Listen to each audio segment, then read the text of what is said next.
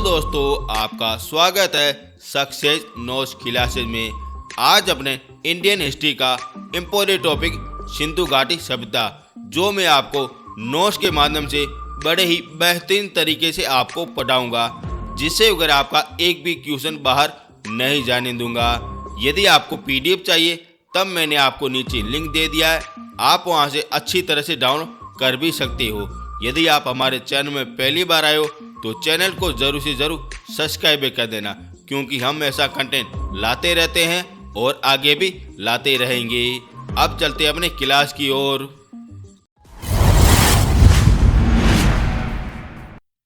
Hello दोस्तों, सिंधु घाटी सभ्यता से पहले अपन ये जान लेते हैं कि आखिर आपसे क्वेश्चन किस किस प्रकार से पूछे जाते हैं।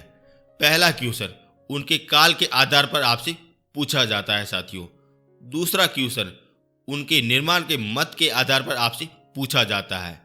तीसरा क्वेश्चन उनकी खोज आखिर किसने की थी, यह आपसे तीसरा क्वेश्चन पूछा जाता है। चौथा क्वेश्चन उसके स्थान के माध्यम से पूछा जाता है। पांचवा क्वेश्चन वह कौन सी नदी के किनारे स्थापित है, यह पूछा जाता है। छठा क्वेश्चन वहां से कौन से प्राप्त साक्ष्य मिले हैं, उसके आधार पर पूछा जाता है। सातवां क्वेश्चन उसकी विशेषता के आधार पर पूछा जाता है। और आठवां क्वेश्चन आखिर सिंधु घाटी सभ्यता का कैसे पतन हुआ, उसके आधार पर पूछा जाता है। यानी कि 8 प्रकार से आपसे क्वेश्चन पूछे जाते हैं, जो मैं आपको इस वीडियो में सब कुछ आपको करा दूंगा। यदि आपको पीडीएफ चाहिए तब मैं आपको नीचे लिंक दे दूंगा, वहां से आप आराम से डाउनलोड कर भी सकते हो। यदि कोई हमारे बच्चा यदि पीडीएफ डाउनलोड करेगा, ये 8 प्रकार के तो आपको तो पॉइंट तो मिलेंगे, लेकिन उसके साथ में मैं आपको जो भी मैंने 2023 तक जितने भी सिंधु घाटी सभ्यता के क्वेश्चन बने हैं, उस पीडीएफ में आपको सब कुछ दे दूंगा। मैंने ये क्वेश्चनों को भी डिवाइड किया है, वो मैंने 5 भागों में डिवाइड किया है। आप अच्छी तरह से देख सकते हो। आप किसी भी कंप्यूटर की तैयारी कर रहे हो, यदि आप एसएससी की तैयारी कर रहे हो तो पहला पार्ट वगैरह आपके लिए सफिशिएंट है। यदि आप रेलवे की तैयारी कर रहे हो तो दूसरा पार्ट आपके लिए अच्छा है। यदि आप यूपीएससी की तैयारी कर रहे हो या आईएएस की तैयारी कर रहे हो या किसी और की तैयारी कर रहे हो, तब आप अगर अच्छी तरह से डाउनलोड कर सकते हो। ये सारा का सारा कुछ अगर क्वेश्चन आपको इस पीडीएफ में सब कुछ मिल जाएगा। किसी भी आप कंप्यूटर की तैयारी कर रहे हो, आपका सब कुछ मटेरियल आपको इसमें मिल जाएगा। कहीं और भी जाने की कोई जरूरत नहीं होगी। अब अपन नोट्स के माध्यम से अपन पढ़ लेते हैं। चलो अपन क्लास स्टार्ट करते हैं। अब अपन सिंधु घाटी सभ्यता के बारे में सब कुछ जान लेते हैं साथियों। पहले अपन ये देखते हैं सिंधु घाटी सभ्यता को आखिर सिंधु घाटी सभ्यता क्यों कहते हैं। दोस्तों, ये इस कारण कहा जाता है क्योंकि ये सिंधु नदी के किनारे बसने के कारण इसको कहा जाता है। अगर यहाँ पे सिंधु नदी इनका नाम नहीं होता, अगर यहाँ पे गंगा नदी नाम होता, तब अपन क्या कहते, गंगा घाटी सभ्यता कहते। और ये अपने सिंधु नदी के किनारे बसने के कारण इसे कहा जाता है सिंधु घाटी सभ्यता कहा जाता है। ये कुछ लोगों का मत है, लेकिन कुल और भी लोग कहते हैं, क्योंकि सिंधु घाटी सभ्यता में सबसे बड़ा शहर होता है हड़प्पा सभ्यता है, जो इसे कहते हैं हड़प्पा सभ्यता भी इनका नाम रखा गया। यानी कि सिंधु घाटी सभ्यता के 2 नाम मिल जाते हैं। पहला अपना सिंधु घाटी सभ्यता और दूसरा मिलता है हड़प्पा सभ्यता। यानी कि ये दोनों की दोनों एक ही सभ्यता हो जाती है साथियों। ये आप चीज नोट कर सकते हो। और यह सभ्यता अपने समय की सबसे आधुनिक व सुविकसित सभ्यता थी साथियों। आप ये इस इमेज में देख सकते हो। आप अगर इस शहर का मैप अगर भी देख सकते हो, जिससे आपको सब कुछ पता चल रहा है कि बेहतरीन तरीके से क्या सड़कें बनाई गई, कौन सा बंदरगाह कहाँ पे है, कौन सा मंदिर कहाँ पे है, कौन सा कारखाना कहाँ पे है, कौन सी अपनी झोपड़पट्टी है, सब कुछ आप अगर देख सकते हो इस इमेज के द्वारा। और ये केवल अपने आधुनिक समय में किया जाता है, और ये उस समय में होता था दोस्तों। ये आप चीज नोट करना, ये अपने उस समय में भी होता था साथियों।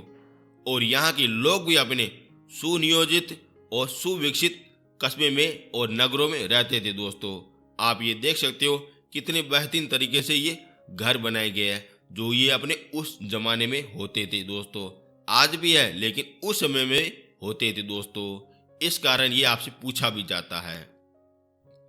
और यहाँ के लोग बड़े बड़े भवन, सभागार, शिनागार, कारागार, कच्ची व पक्की ईंटों से बने हुए घर और चौड़ी सड़कों में रहते थे। दोस्तों, आप ये देख सकते हो, इस इमेज में आप अच्छी तरह से देख सकते हो कि बड़े बड़े भवन भी आपको दिखाई दे रहे हैं, बड़े बड़े स्नानगृह भी दिखाई दे रहे हैं और चौड़ी सड़कें भी आप दिखाई देख सकते हो।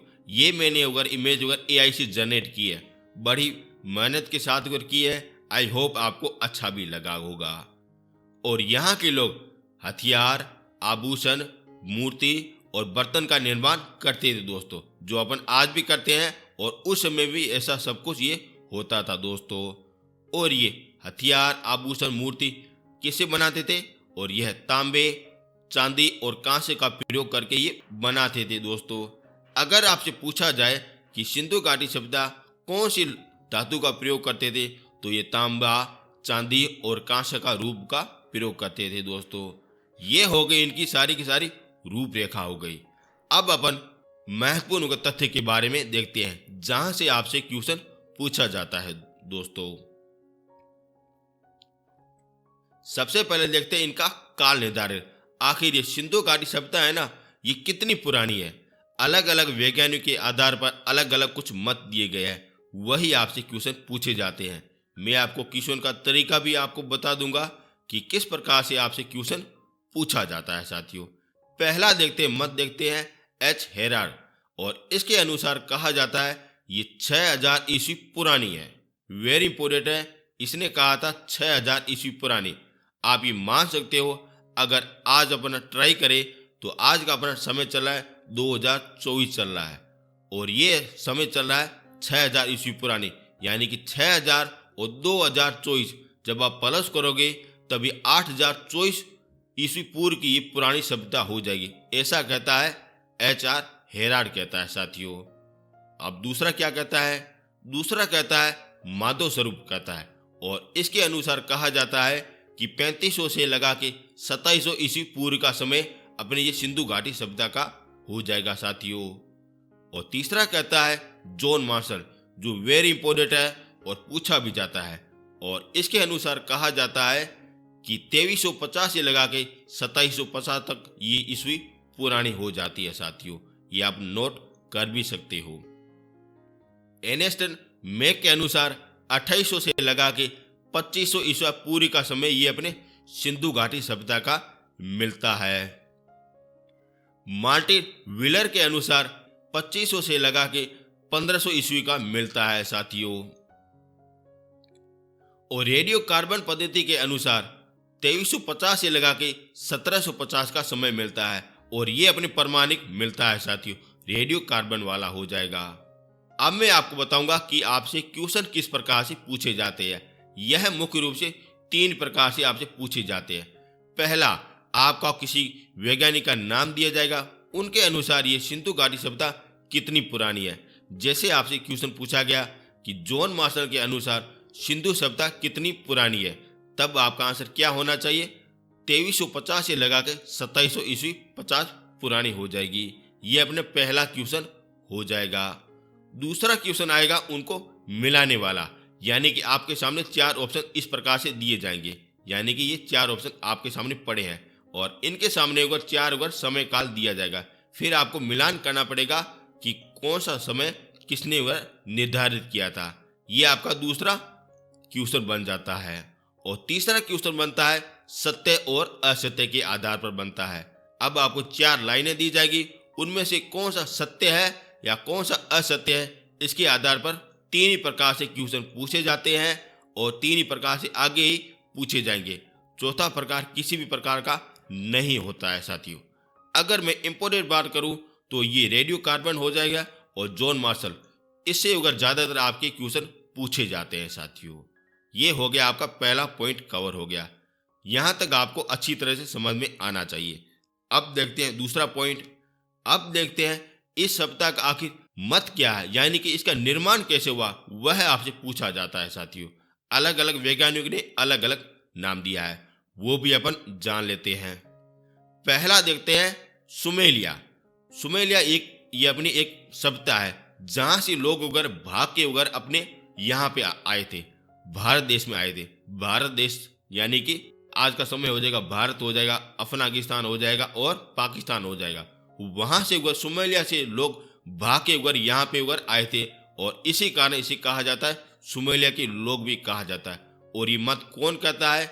जॉन मार्शल कहता है, गार्डन चाइल्ड कहता है और मार्टिन लूथर कहता है। और ये तीनों के तीनों मत कहते हैं ये अपने सुमेलिया के लोग मिलते हैं साथियों। और भी मत है और कहते हैं ये अपने लोग हैं वैदिक काल के हैं, जो अपने वैदिक काल जो मैं आपको टॉपिक करा दूंगा। और इनका मत कहता है TN रामचंद्र कहता है साथियों, और KN शास्त्री भी कहता है और SR राव भी कहता है। ये अपने मत कहे जाते हैं दोस्तों। ये आपसे पूछे जाते हैं साथियों कि सिंधु घाटी सभ्यता का निर्माण किस वैज्ञानिक के अनुसार क्या कहा गया साथियों। अब तीसरा देखते हैं। तीसरा कहते हैं ये अपने द्रविड़ लोग हैं, द्रविड़ लोग कहा जाता है। और ऐसा कहने वाला कौन सा हो जाएगा? राखलदास बनर्जी हो जाएगा साथियों। और यह कहता है कि यहाँ पे पहले द्रविड़ लोग रहते थे दोस्तों, फिर अपने आर्य लोग आने के कारण ये यहाँ से उधर भाग गए थे और फिर ये दक्षिणी भारत में चले गए थे।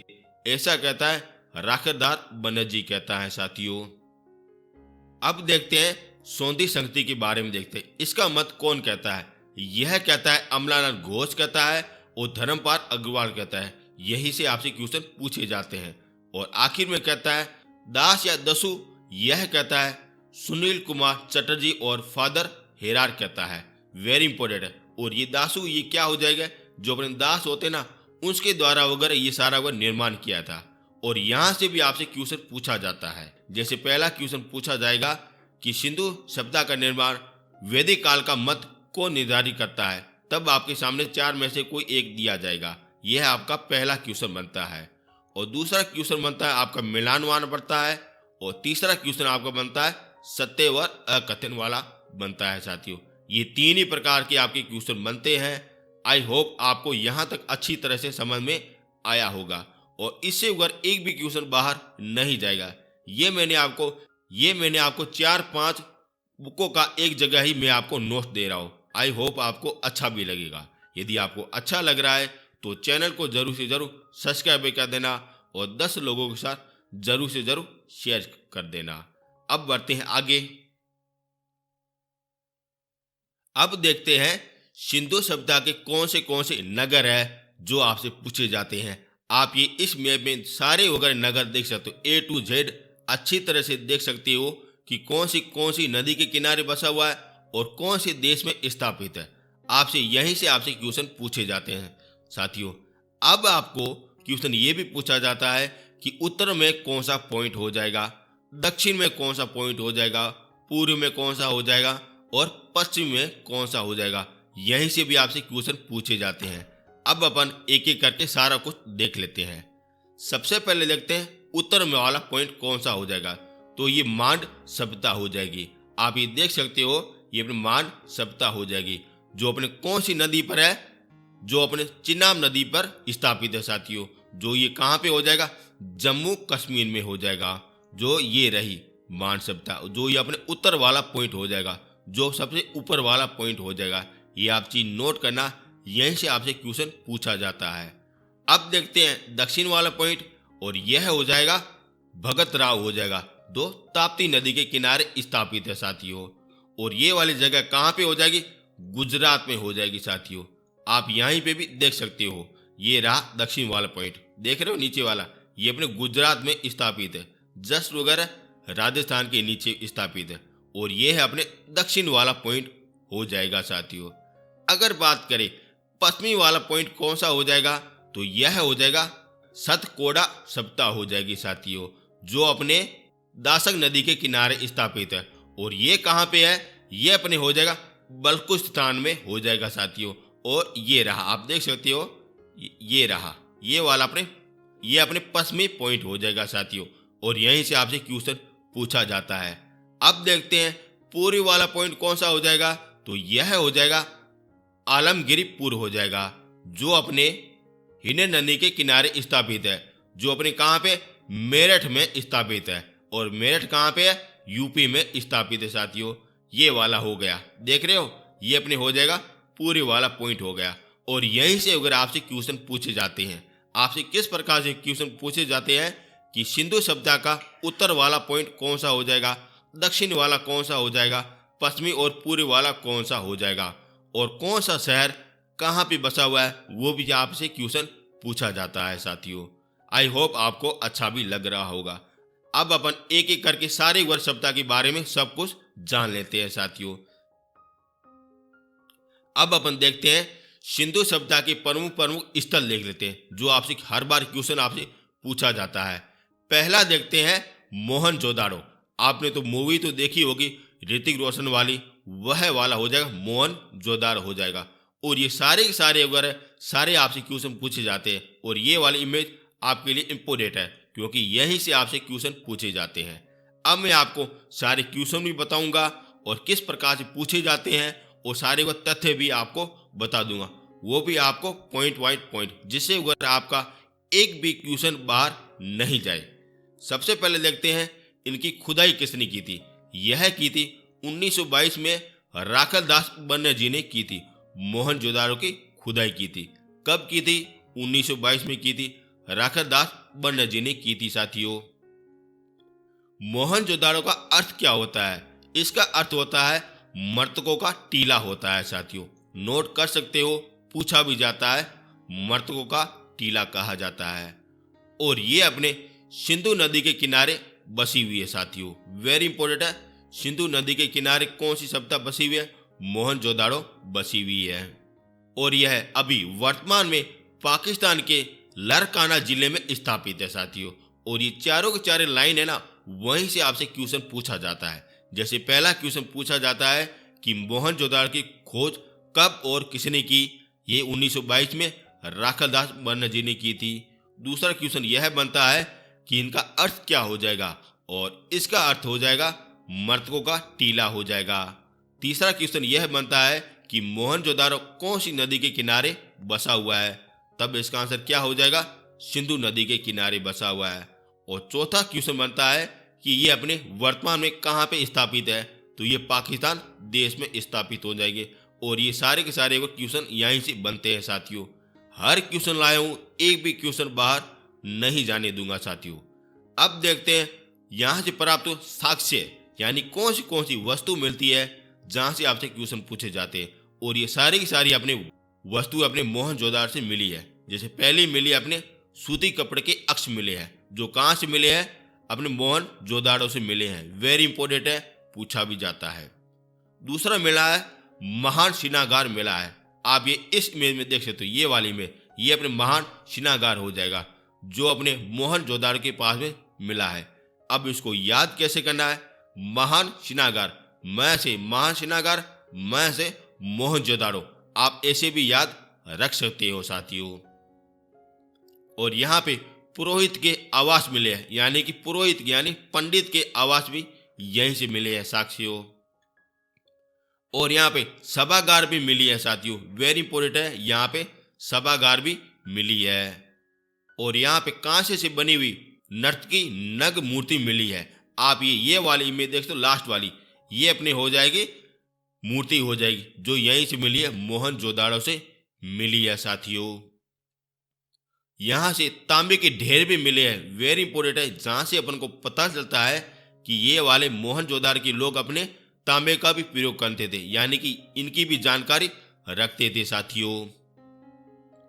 और यहाँ पे पशुपति शिव का साक्ष्य मिला है। वेरी इंपॉर्टेंट है, ये वाला आपसे पूछा भी जाता है। और ये अपने हो गए पशुपति हो गए, और जिसके किनारे उगर पशु बैठते हैं, जैसे ये हिरन हो गई, ये अपने बाघ हो गया, ये अपने घोड़ा हो गया, ये अपने सारे अपने साक्ष्य अपने मोहनजोदाड़ो से मिलते हैं साथियों। यहाँ पे घोड़े के दांत भी मिले हैं, ये भी आपसे क्वेश्चन पूछा जाता है। और यहाँ पे शैल कड़ी के बने हुए बाट मिले हैं। अब सर ये बाट क्या होते? बाट वह होते जो बाणिये की दुकान में होते हैं, 1 केजी के, 2 केजी के, 4 केजी के, 5 केजी के जो बाट होते हैं ना, उसे वो मिले हैं। जो किसे बने हुए? शैल खड़ी के बने हुए। शैल खड़ी एक प्रकार की मिट्टी है जो वहीं पे पाई जाती है साथियों, और यहीं से आपसे क्वेश्चन पूछा जाता है साथियों।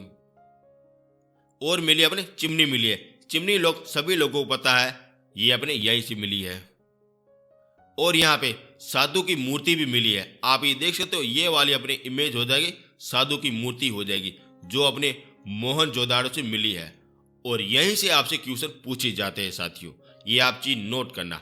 आपसे क्वेश्चन, इसकी खोज किसने की, इसका अर्थ क्या हो जाएगा, कौन सी नदी के किनारे बसा हुआ है और वर्तमान में कहाँ पे है, और क्या क्या यहाँ से साक्ष्य प्राप्त हुए, वहीं से आपसे क्वेश्चन पूछे जाते हैं साथियों। आई होप आपको अच्छा भी लगा होगा। अब अपन नेक्स्ट सप्ताह के बारे में देख लेते हैं जो आपसे क्वेश्चन पूछा जाता है। अब देखते हैं हड़प्पा सभ्यता के बारे में देख लेते हैं। आप ये सारी की सारी इमेज देख रहे हो, ये अपने हड़प्पा सभ्यता से संबंधित हो जाएगी साथियों। अब अपन इसके बारे में सब कुछ देख लेते हैं। सबसे पहले देखते हैं इनकी खुदाई, आखिर इनकी खोज किसने की थी। यह की थी 1921 में दयाराम साहनी के द्वारा की गई थी, और इनका एक सहयोगी था जिसका नाम हो जाएगा माधव स्वरूप वस्त हो जाए। इनके द्वारा ये खुदाई की गई थी साथियों। और ये कहाँ पे स्थापित है, ये अपने पंजाब प्रांत में स्थापित है। और पंजाब कौन सा वाला, पाकिस्तान वाला, वहां पे ये स्थापित है। नोट करना, पंजाब कौन सा वाला, पाकिस्तान वाला, ना कि भारत वाला साथियों। और वहां पे एक छोटा सा जिला है जिसका नाम हो जाएगा मार्ट गोरियो जिला हो जाएगा, वहीं पे इनकी खुदाई हुई थी। और ये अपने रावी नदी के किनारे स्थापित है, और यहीं से आपसे क्वेश्चन पूछे जाते हैं। अब देखते हैं यहाँ से क्या क्या प्राप्त हुआ है, यानी कौन से साक्ष्य प्राप्त हुए हैं, वहीं से आपसे क्वेश्चन पूछे जाते हैं। सबसे पहले देखते हैं मोहरे। यहाँ पे मुख्य रूप से मोहरे मिले साथियों। आप ये पहली इमेज देख रहे हो, ये वाली, ये अपनी मोहर हो जाएगी। यह अपने अगर हड़प्पा सभ्यता से मिली है साथियों। और देखते हैं, और यहाँ पे कब्रिस्तान मिला है साथियों। वेरी इंपोर्टेंट है, कब्रिस्तान मिलने वाला मोहनजोदाड़ो हो जाएगा। और यहाँ पे मछुआरों का चित्रित अंकित बर्तन मिले हैं साथियों। वेरी इंपोर्टेंट है, एक बर्तन मिला है जिसके ऊपर मछली पकड़ते हुए मछुआरों को अंकित किया गया है, ये भी यहाँ से मिला है। और यहाँ पे बालू पत्थर की बनी हुई 2 मूर्तियां भी मिली हैं। और यहाँ पे धोती पकड़ती हुई एक मूर्ति भी मिली है जो ये वाली हो जाती है साथियों। नोट कर सकते हो, ये वाली हो जाती है जो अपने धोती पकड़ती हुई मूर्ति मिलती है। और यहाँ पे कांसे के सिक्के मिले हैं। वेरी इंपोर्टेंट है, कांसे के सिक्के मिले हैं। और यहाँ से शंख से बना हुआ बेल भी मिला है, जो आप ये वाली में देख सकते हो, ये अपने शंख से बना हुआ बेल है। यही आपसे क्वेश्चन पूछा जाता है। और यहाँ पे अन्नागार भवन मिला है जिसमें वगैरह गेहूं और जौ के वगैरह प्रमाण मिले हैं साथियों। और यहीं से आपसे क्वेश्चन पूछा जाता है कि हड़प्पा सभ्यता में कौन से वगैरह फसल के प्रमाण मिलते हैं, तब जौ और गेहूं के प्रमाण मिलते हैं साथियों। और अन्नागार कहाँ पे मिला है, हड़प्पा सभ्यता में मिल रहा है। और ज्यादातर क्वेश्चन आपका यहीं से पूछा जाता है। अब देखते हैं, कतार में बने हुए श्रमिकों के आवास मिले हैं, यानी कि एक लाइन में बने हुए घर के भी प्रमाण मिलते हैं साथियों। और ये हो गया अपनी हड़प्पा सभ्यता पूरी तरह से कवर हो गई। और यहीं से आपसे क्वेश्चन ज्यादातर पूछे जाते हैं साथियों। जब आप हमारी PDF डाउनलोड करोगे, उसमें आपको 500 से ज्यादा अगर आपको क्वेश्चन मिलेंगे जो अपने अगर ज्यादातर आपके फैक्ट ज्यादातर कवर कर देंगे साथियों। एक भी क्वेश्चन बाहर नहीं जाएगा साथियों। अब अपन और सभ्यता के बारे में देख लेते हैं। अब देखते हैं कालीबंगा के बारे में देख लेते हैं। और ये दोनों के दोनों इमेज अपने काली सभ्यता के बारे में संबंधित हैं। सबसे पहले देखते हैं इनकी खुदाई, आखिर इनकी खुदाई किसने की थी। और यह की थी 1953 में अमरनाथ घोष के द्वारा की गई थी। और यहीं से आपसे क्वेश्चन पूछा जाता है, कालीबंगा की खोज किसने की थी।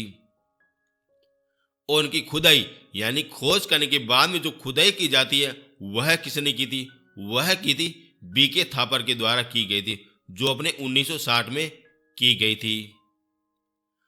और कालीबंगा का अर्थ होता है काले रंग की चूड़ियां होता है। जिस प्रकार मोहनजोदाड़ो का अर्थ क्या था, मृतकों का टीला, वैसे अपने कालीबंगा का अर्थ होता है काले रंग की चूड़ियां। और ये वाला आपसे क्वेश्चन हजारों बार पूछा भी गया है। अब देखते हैं ये वर्तमान में कहाँ पे है।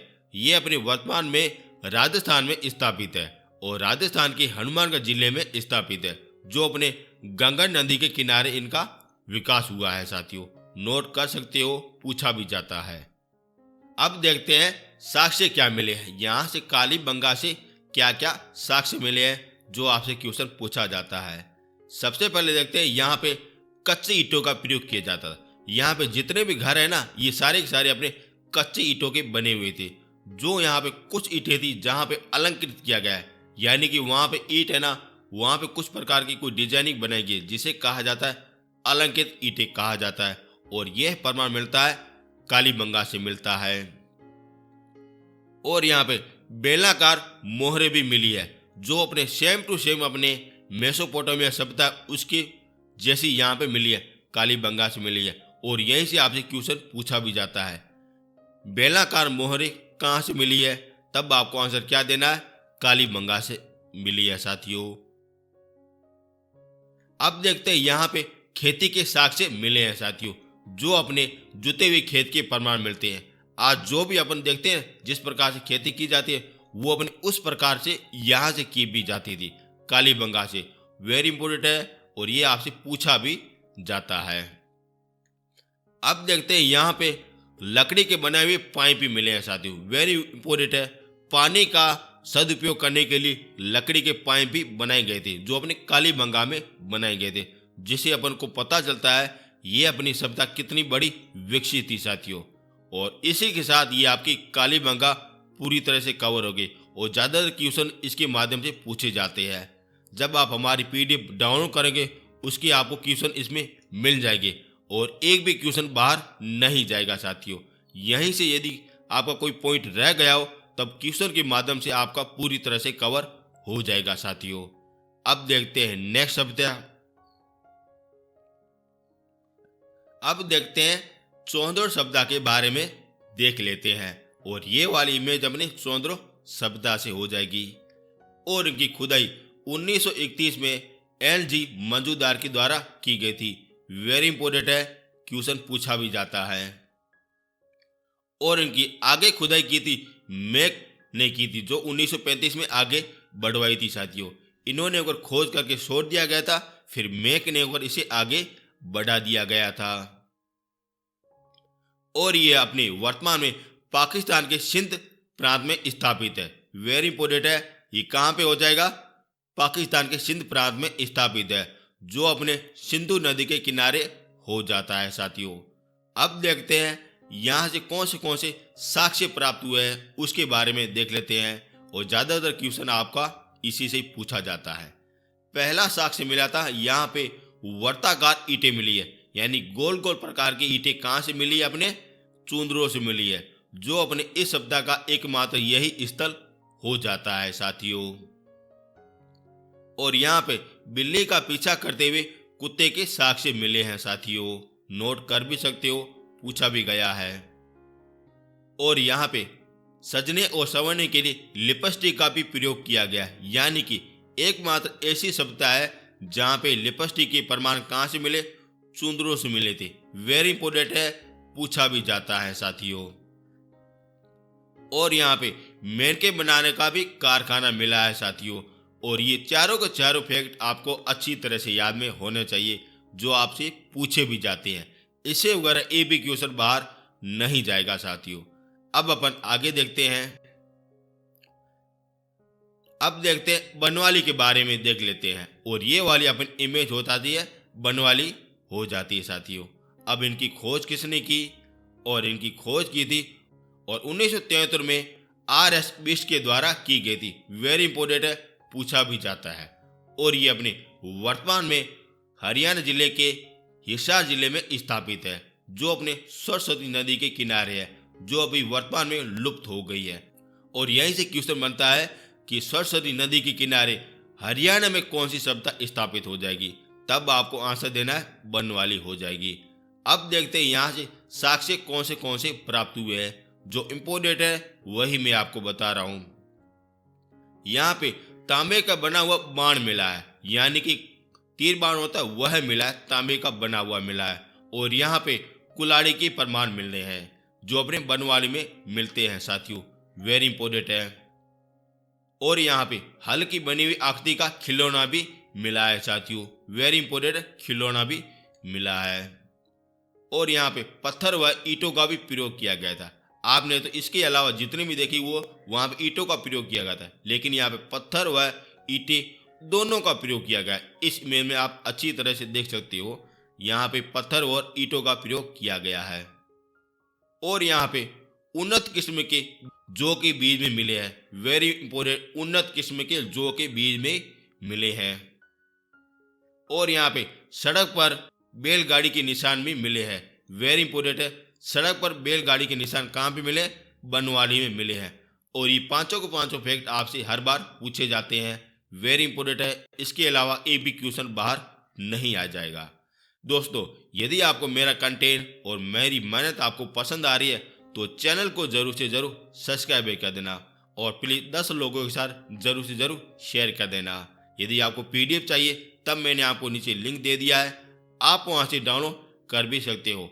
और इसके में अलावा मैं आपको 500 से क्वेश्चन अगर ज़्यादा अगर आपको बता दूंगा, जिससे अगर आपका एक भी क्वेश्चन बाहर नहीं जाएगा साथियों, जिससे आपकी सिंधु घाटी सभ्यता पूरी तरह से कवर हो जाएगी।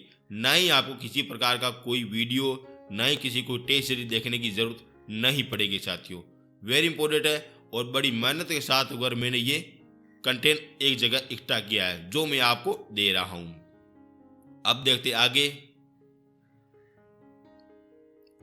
देखते हैं लोथल के बारे में देख लेते हैं, आखिर ये कहाँ पे है और इससे अगर क्या क्या क्वेश्चन पूछा जाता है। पहले देखते हैं इनकी खोज, और इनकी खोज की थी 1957 में रंगनाथ के द्वारा की गई थी, वेरी इंपोर्टेंट है, रंगनाथ के द्वारा की गई थी साथियों। और ये अपने गुजरात के अहमदाबाद जिले में स्थापित है, जो अपने भोगवा नदी के किनारे है। और ये वाले आप देख रहे हो नदी, ये वाले अपनी हो जाएगी भोगवा नदी हो जाएगी, जो अपने अहमदाबाद में स्थापित है, जो वहां पे होता है ये लोथल सभ्यता होती है। अब देखते हैं यहाँ पे साक्ष्य कौन से मिले हैं। पहला, यहाँ पे अग्नि वेदिका मिली है, यानी कि अग्नि के कुंड मिले हैं, यानी कि यहाँ पे किसी भी प्रकार का कोई यज्ञ किया जाता था। और यहाँ पे पक्की मिट्टी के बने हुए नाव के नमूने में मिले हैं, यहीं से आपसे पूछा जाता है, वेरी इंपॉर्टेंट। आप ये नाव वगैरह सबको सुगर देख सकते हो। और यहाँ पे जहाज बनाने का स्थल भी मिला है, वेरी इंपॉर्टेंट है, यानी कि आप बोल सकते हो यहाँ पे जहाज बनाने का कारखाना भी मिलता है, जो अपने लोथल में है। और यहाँ पे चावल के दाने भी मिले हैं, यानी कि यहाँ पे एक लोथल में चावल की भी खेती की जाती थी।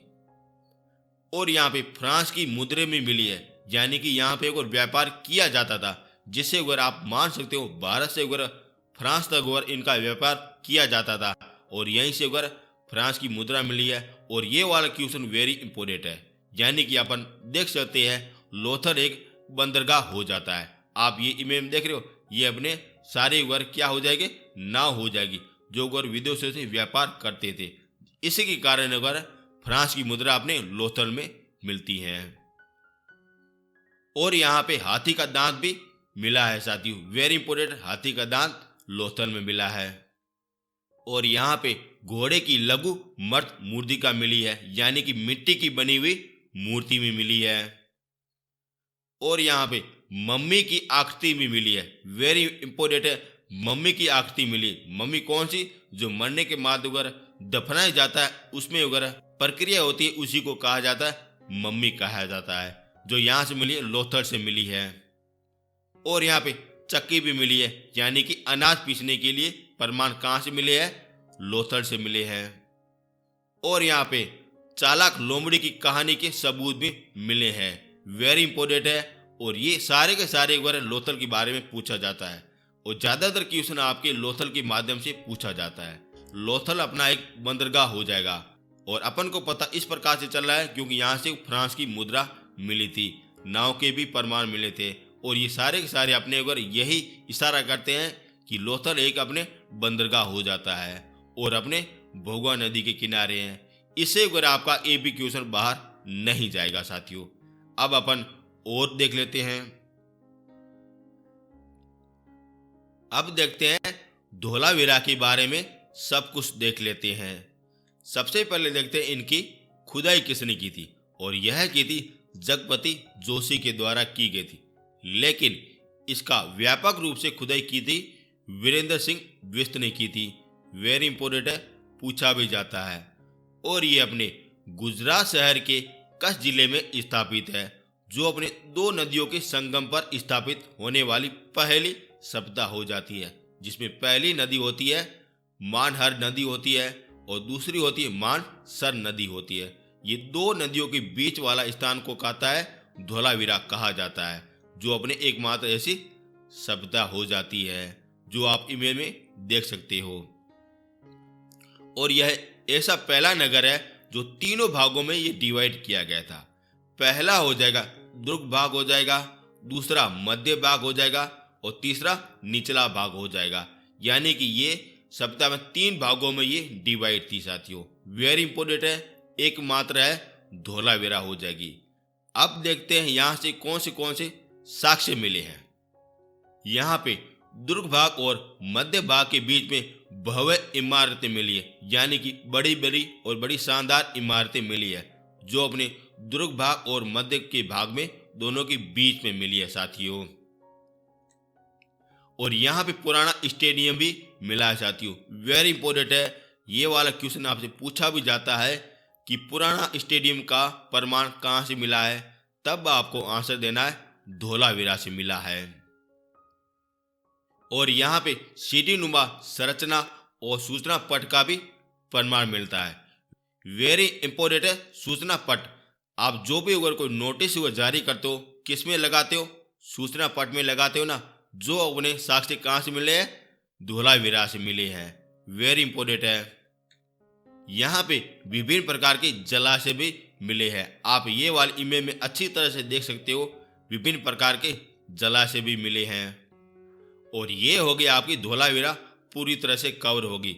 आपका ए बी क्वेश्चन इनमें से बाहर नहीं जाएगा साथियों। अब अपन और भी देख लेते हैं।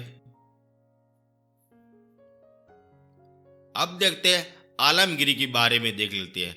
आखिर ये कहाँ पे है, इनकी खोज किसने की थी, यहीं से यही क्वेश्चन पूछा जाता है। और इनकी खोज 1978 में यक्षदस शर्मा के द्वारा की गई थी।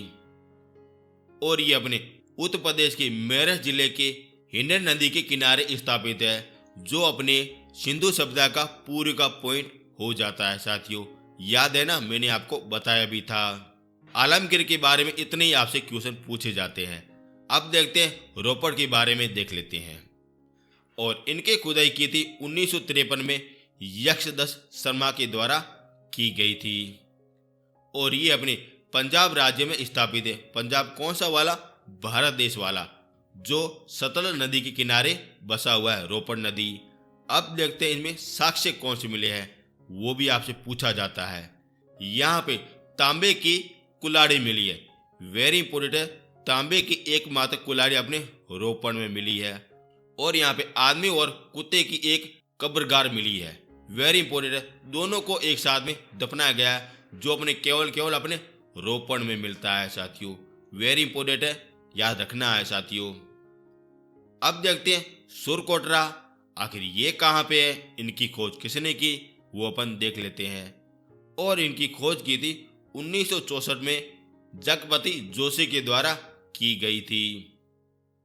और ये गुजरात राज्य के कच्छ नगर में स्थापित है साथियों, सुरकोटरा। वेरी इंपोर्टेंट है, पूछा भी जाता है, जो अपने सिंधु घाटी सभ्यता का दक्षिणतम पॉइंट हो जाता है। आपको याद है ना साथियों। अब देखते हैं यहाँ पे साक्ष्य कौन से मिले हैं। पहले देखते हैं यहाँ पे घोड़े की हड्डियां भी मिली है। और अपने अंगूठी प्रकार का एक कब्रिगार मिला है। वेरी इंपोर्टेंट, एक कब्र मिली है जो अपने अंगूठी नुमान आकृति में मिलता है साथियों। और इसी के साथ ये भी अपने सभ्यता पूरी हो गई है। आपसे क्वेश्चन यही पूछे जाते हैं, इनकी खोज किसने की और कहाँ पे ये स्थापित है। यहीं से आपसे क्वेश्चन पूछे जाते हैं साथियों, क्योंकि ये छोटी छोटी अपनी सभ्यता है। अब अपन और देखते हैं। अब देखते हैं सुरकोट डोरा के बारे में देख लेते हैं। और इनकी खुदाई हुई थी 1927 में ओरेल स्टील के द्वारा की गई थी। और ये अभी वर्तमान में बलूचिस्तान में स्थापित है, दासक नदी के किनारे स्थापित है। आप ये देख रहे हो, ये अपने दासक नदी हो जाएगी और ये इनके किनारे स्थापित है। अब देखते हैं यहाँ से क्या क्या प्राप्त हुआ है। यहाँ से मिट्टी की बनी चूड़ियाँ प्राप्त हुई है और यहाँ पे राख का भरा हुआ बर्तन भी मिला है और यहाँ पे तांबे की कुल्हाड़ी भी मिली है और यहाँ पे मनुष्य की हड्डियां में मिली है। वेरी इंपॉर्टेंट है, यहीं से आपसे क्वेश्चन पूछे जाते हैं। अब देखते हैं राखी गढ़ के बारे में देख लेते हैं। और इनकी खुदाई हुई थी 1997 में अमरेंद्र नाथ के द्वारा की गई थी और ये अभी वर्तमान में हरियाणा जिले के हिसार जिले में स्थापित है, जो नदी हो जाएगी सरस्वती नदी के किनारे स्थापित है। वेरी इंपॉर्टेंट है, पूछा भी जाता है। धोलावीरा के बाद राखीगढ़ भारत में सिंधु सभ्यता का सबसे बड़ा नगर हो जाता है। वेरी इंपॉर्टेंट है, पूछा भी जाता है और यहीं से आपसे क्वेश्चन पूछे जाते हैं। अब अपन और भी देख लेते हैं। अब देखते हैं कोटदीज के बारे में सब कुछ देख लेते हैं। जो आपसे क्वेश्चन पूछे जाते हैं वह मैं लाया हूं और इनकी खुदाई हुई थी 1955 में FN खान के द्वारा की गई थी और यह मोहनजोदड़ो के समीप स्थापित है। वेरी इंपॉर्टेंट है, ये हवाला आपसे क्वेश्चन पूछा जाता है। अब देखते हैं ये साक्ष्य, यहाँ पे साक्ष्य क्या क्या मिले हैं। यहाँ पे चांदी के सर्वप्रथम प्रयोग करने का साक्ष्य मिला है और यहाँ पे 12 सिंगे का एक नमूना भी मिला है साथियों, ये आपसे पूछा भी जाता है। नेक्स्ट देखते हैं। अब देखते हैं अलादीनों के बारे में देखते हैं। अब ये कहाँ पे है, इनकी खोज किसने की, यही आपसे पूछी जाती है। और इनकी खोज की थी फेयर सर्विस के द्वारा की गई थी और ये अपने सिंधु नदी और अरब सागर के संगम पर स्थापित है। और यही आपका क्वेश्चन बनता है कि सिंधु नदी और अरब सागर के संगम पर कौन सी सभ्यता मिली है, यही आपसे क्वेश्चन पूछा जाता है। अब और देखते हैं कुणाल सभ्यता के बारे में देखते हैं साथियों।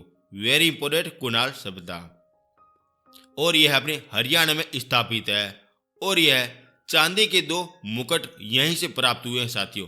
और ये आपका वेरी इंपॉर्टेंट क्वेश्चन बन जाता है कि चांदी के मुकुट कहाँ से प्राप्त हुए हैं, तो ये कुणाल सभ्यता से प्राप्त हुए हैं, जो अपने हरियाणा में हो जाएगी। अब देखते हैं अली मुराद सभ्यता के बारे में देख लेते हैं और यह अपने सिंध प्रांत में स्थापित है, जो कहाँ पे है, पाकिस्तान में स्थापित है। और यहाँ पे पीतल की एक कुल्हाड़ी भी मिली है और यहाँ के बेल की एक मूर्ति भी मिली है, जो छोटी सी है। ये सारी की सारी अपने अली मुराद में मिलती है, जो कहाँ पे, पाकिस्तान में स्थापित है। अब देखते हैं रंगपुर के बारे में देख लेते हैं, जो आपसे क्वेश्चन पूछा जाता है। और इनकी खुदाई हुई थी 1953 में हुई थी, जो रंगनाथ के द्वारा की गई थी। और यहाँ पे कच्चे ईंटों का बना हुआ एक दुर्ग भी मिलता है और धान की भूसी भी मिलती है। और ये हो गई आपकी छोटी छोटी और बड़ी बड़ी सारी सभ्यता हो गई। इससे अगर आपका एक भी क्वेश्चन बाहर नहीं जाएगा साथियों। अब अपन कुछ विशेषता भी देख लेते हैं, जो आपसे पूछा जाता है। अब देखते हैं सिंधु घाटी सभ्यता में भक्ति और पूजा किस किस प्रकार से की जाती थी दोस्तों, और यहीं से भी आपके क्वेश्चन पूछे जाते हैं। और यहाँ के लोग शिव की पूजा नागधारी के रूप में करते थे, यानी कि अपन देख सकते हैं यहाँ के लोग शिव की भी पूजा करते थे दोस्तों, जो अपने नागधारी के रूप में किया जाता है। और भी पूजा करते थे, जैसे ये मातृ देवी के रूप में पूजा करते थे, जो उनके सौंदर्य और रुद्र के रूप में पूजा करते हैं। जैसे अपन बोल सकते हैं कि जैसे कोई काली माता की पूजा कर रहा है, उसकी रुद्र का रूप मिलता है और सौंदर्य का भी रूप मिलता है। और यहाँ के लोग पृथ्वी की भी पूजा करते थे और इनका प्रमाण मिलता है एक स्त्री के गर्भ से निकला हुआ पौधा निकलता है, जो ये कहाँ पे मिलता था, अपने हड़प्पा सभ्यता में ये मिल रहा है, जो मैंने आपको नहीं बताया, लेकिन यहाँ पे मैं आपको बता रहा हूँ, जो ये अपने हड़प्पा सभ्यता से मिलता है, जिससे एक बार ये प्रूफ होता है कि यहाँ के लोग अपने पृथ्वी की भी पूजा करते थे साथियों। और यहाँ के लोग प्रजन शक्ति की भी पूजा करते थे। और यहाँ के लोग वृक्ष की भी पूजा करते थे, जिसमें हो जाएगा पीपल हो जाएगा और बबूल हो जाएगा। और यहाँ के लोग पशु की भी पूजा करते थे। वो भी पशु कौन सा? कुबड़ वाला सांड की पूजा करते थे साथियों। और यहाँ के लोग नाग व अग्नि की भी पूजा करते थे। और यहीं से आपके क्वेश्चन पूछे जाते हैं साथियों। अब देखते आगे। अब देखते हैं सिंधु सभ्यता का आखिर पतन कैसे हुआ। अलग अलग वैज्ञानिकों द्वारा अलग अलग मत दिए गए हैं, जो अपनी अलग अलग भावनाएं प्रकट करते हैं, और वहीं से आपसे क्वेश्चन पूछा जाता है साथियों। जैसे वगैरह एक ने कहा वगैरह कि ये बाढ़ के रूप में इनका पतन हुआ है, और यह कहता है, जॉन मार्शल कहता है, मेक कहता है, और SR राव के द्वारा ये कहा जाता है कि सिंधु सभ्यता अपने बाढ़ के द्वारा वगैरह पतन हुई थी। दूसरा कहता है कि ये जलवायु परिवर्तन के कारण हुआ था, और यह कहता है RL स्टील के द्वारा किया जाता है, और AN घोष के द्वारा ये कहा जाता है कि ये अगर जलवायु परिवर्तन के द्वारा इनका पतन हुआ है। और तीसरा कहता है नदी का मार्ग बदलने के कारण हुआ है, और यह कहता है माधव स्वरूप कहता है कि नदियों ने अपना मार्ग बदल दिया था, जिसे वगैरह ये लोग वगैरह वहां से चले गए या इनका पतन हो गया है। चौथा कहता है प्राकृतिक आपदा आ गई थी, यानी किसी भी प्रकार से आ गई होगी, या अगर कोई भूकंप आ गया या बाढ़ आ गया, किसी भी प्रकार से आ गया, जिससे अगर वो पूरी तरह से सभ्यता खत्म हो गई। और ऐसा कहने वाला केनिगन था। और पांचवा हो जाएगा, ये कहता आर्य ने आगमन किया था, और ऐसा कहने वाले थे अपने गॉड चाइल्ड हो जाएंगे, और हिंडर हो जाएंगे, और पीग हो जाएंगे, ऐसा ये लोग कहते हैं। और यहीं से भी आपसे क्वेश्चन पूछे जाते हैं दोस्तों। और इसी के साथ ये आपकी सिंधु घाटी सभ्यता पूरी तरह से कवर होगी। मैंने बड़ी मेहनत के साथ आपको समझाने की कोशिश की है। आई होप आपको अच्छा भी लगा होगा, और ये आपके नोट्स पूरी तरह से कवर हो गए। अब मैं आपको बताता हूँ कि मैं आपको क्वेश्चन किस प्रकार से आपको देने वाला हूँ, जो मैं सारे PDF के माध्यम से दूंगा। अब मैं आपको टॉप क्लास के क्वेश्चन आपको बताऊंगा। यदि जो भी बच्चा अगर हमारी PDF डाउनलोड करूंगा, उसको आपको क्या क्या क्वेश्चन मिलेंगे वो मैं आपको बताता हूँ। पहले पार्ट में मैंने डिवाइड किया है, जो आप अच्छी तरह से देख सकते हो। जो SSC CGL की तैयारी कर रहा है या किसी भी MTS की तैयारी कर रहा है, उसके मैंने 2023 तक जितने भी क्वेश्चन अपने आए सिंधु घाटी सभ्यता के, वो मैं सारा कुछ अगर इस पार्ट में लाया हूँ। दूसरे पार्ट में लाया हूँ जो बच्चा अगर अपने रेलवे की तैयारी कर रहा है, उसका ये दूसरा पार्ट लाया हूँ, जो अपने 2001 से लगा के 2023 तक जितने भी टॉप क्लास के क्वेश्चन है वो मैं लाया हूँ। और तीसरे पार्ट में मैं लाया हूँ UPSC की जो बंदा तैयारी कर रहा है, जो मैं 2023 तक क्वेश्चन लाया हूँ, जो आपके सिंधु घाटी सभ्यता के जितने भी पूछे गए सब कुछ लाया हूँ। चौथे पार्ट में मैं IAS वाली लाया हूँ, और पांचवा पार्ट आप देख भी सकते हो। मैं ये इस प्रकार से मैंने क्वेश्चनों को डिवाइड किया है, जिससे अगर बच्चा को अच्छी तरह से पता हो कि हमारे क्वेश्चन और लेवल किस किस प्रकार से पूछे जाते हैं साथियों। और जो भी बच्चा अगर PDF डाउनलोड करेगा उसको ये सब कुछ मिलेगा। अब मैं आपको बताता हूँ कि ये पैटर्न मैंने किस प्रकार से डिवाइड किया है। आप ये देख सकते हो, ये पहला पार्ट हो जाएगा, जिसमें मैं टॉप क्लास के क्वेश्चन लाया हूँ, और जिसमें आपको पता चल रहा है कि कहाँ से और कब कब ये क्वेश्चन आपसे पूछा गया है साथियों। अच्छी तरह से आप देख सकते हो। ये आपको सारे के सारे आप जब PDF डाउनलोड करेंगे उसमें आपको सारा कुछ आपको मिल जाएगा। दोस्तों मैं आपको यकीन दिलाता हूँ कि ये आपकी PDF बिल्कुल फायदेमंद रहेगी साथियों। एक भी क्वेश्चन बाहर नहीं जाएगा।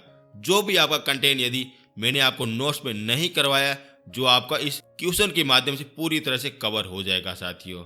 और ये आ गया अपना तीसरा वाला आ गया, वेरी इंपॉर्टेंट है। अच्छे ऐसे क्वेश्चन है जो आपसे पूछे भी जाते हैं साथियों। ये अपना आ गया पांचवा आ गया, जो IAS में पूछे गए क्वेश्चन जो किस किस प्रकार से पूछे जाते, सारा कुछ मैंने आपको इस PDF में बताया है। आई होप आपको अच्छा भी लगा होगा। और इसी के साथ मैं आपको यही कहना चाह रहा हूँ, यदि आपको मेरा कंटेंट अच्छा लगा हो तो चैनल को जरूर से जरूर सब्सक्राइब कर देना, और प्लीज़ जरूर से जरूर शेयर कर देना। यदि आपको PDF चाहिए तब मैंने आपको नीचे लिंक दे दिया है, आप वहाँ से आराम से डाउनलोड कर भी सकते हो। और प्लीज़ यार शेयर या ज़रूर से ज़रूर करना, क्योंकि मेरी टीम ने बड़ी मेहनत की है ऐसे ऐसे क्वेश्चन को लाने में। आई होप आपको अच्छा भी लगा होगा। अब मिलेंगे नेक्स्ट वीडियो में। थैंक यू सो मच साथियों।